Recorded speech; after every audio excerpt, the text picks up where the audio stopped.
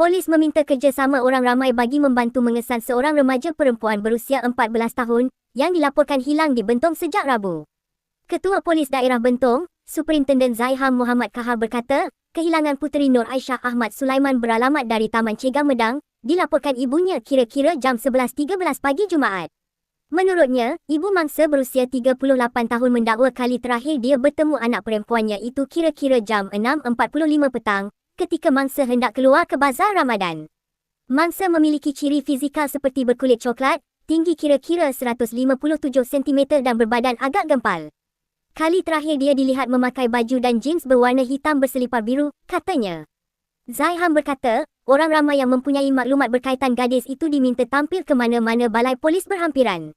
Maklumat itu juga boleh disalurkan melalui Pusat Kawalan Daerah Ibu Pejabat Polis Daerah Bentong di talian 0922319999.